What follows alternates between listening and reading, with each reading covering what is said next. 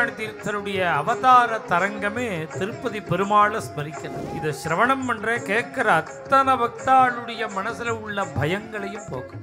அவருடைய பூர்ண சாநித்தியத்துல அந்த திருமலையை எப்படி ஜொலிக்கிறது. எந்த வீட்டிலே கிருஷ்ணாவதாரம் பாராயணம் பண்றாலோ அந்த க்ஷணமே கிருஷ்ணாவதாரம் ஆயிடுது. தரங்கங்கள் எல்லாம் பாடினா அந்த க்ஷணமே அவதார சாநித்தியம்.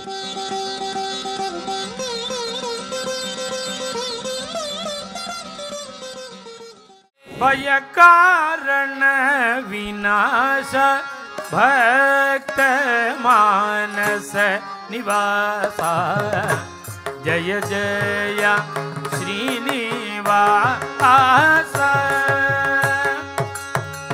நாராயண தீர்த்தருடைய அவதார தரங்கமே திருப்பதி பெருமாளை ஸ்மரிக்கிறார். ஜய ஜய ஸ்ரீனிவாச. அது சொல்றதுக்கு ஒரு காரணம் உண்டு. என்ன, அந்த பெருமாள் எப்ப கிருஷ்ணாவதாரம் பண்ணினாரோ அதுலேருந்து விரஜபூமி பரம சமிருத்தியாயிடுது. கிருஷ்ணன் கோகுலத்துக்கு வந்தான், கிருஷ்ணன் துவாரகாதீசனா பிரகாசிச்சான்னா அந்த துவாரகை எப்படி இருந்திருக்கும்? நம்ம மாதிரியே கரச்சரணத்தோடு பல பேர் பார்க்கிற மாதிரி பகவான் இருக்கார். ஒரு அர்ச்சாவதாரம் திருமலையில பெருமாள்,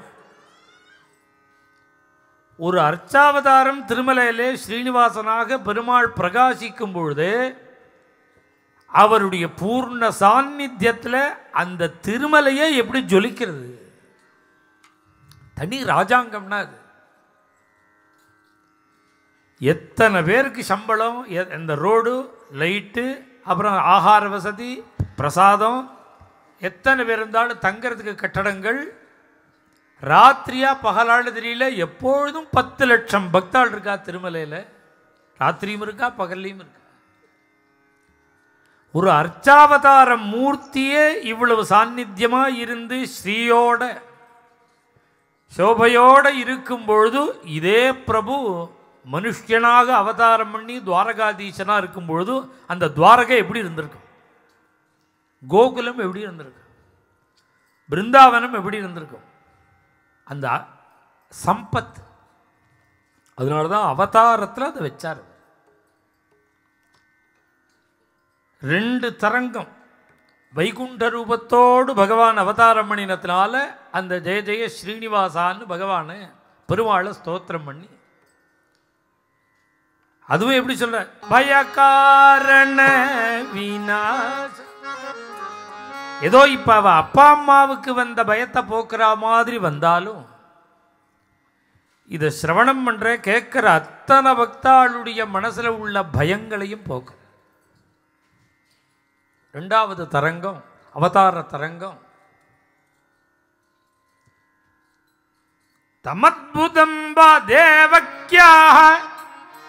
இந்த 2 தரங்கமும் தினசரி ஒவ்வொரு கிரகத்திலையும் வீட்டிலையும் கேட்டுட்டே இருக்கணும்.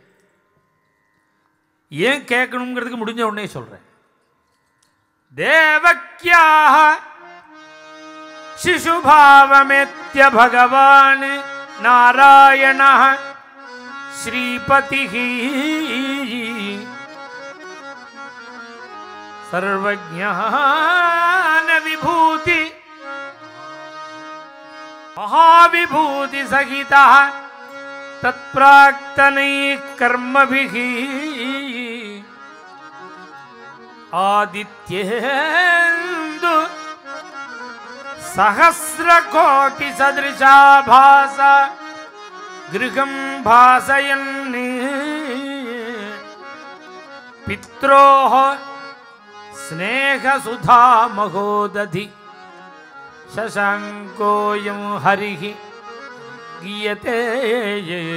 மேல அவதார தரங்கம்.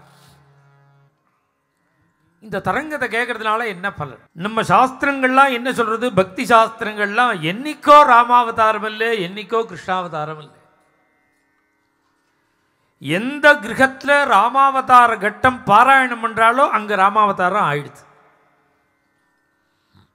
எந்த வீட்டிலே கிருஷ்ணாவதாரம் பாராயணம் பண்றாலோ அந்த க்ஷணமே கிருஷ்ணாவதாரம் ஆயிடுது. அதுதான் நாராயணீட்டத்தில் பட்டத்திரி துவமிக ஆவிராசி, நீ இங்கு அவதரிச்சியாமேங்கிறார் அவர். ஆவிர்பாவத்தை அடைஞ்சியாமேங்கிறார். அதனால நமக்கு இந்த தரங்கங்கள் எல்லாம் பாடினா அந்த க்ஷணமே அவதார சாநித்தியம். மேலும் இது போன்ற சிறப்பான நிகழ்ச்சிகளை காண இப்போவே லைக் பண்ணுங்க, ஷேர் பண்ணுங்க, மறக்காம சப்ஸ்கிரைப் பண்ணுங்க.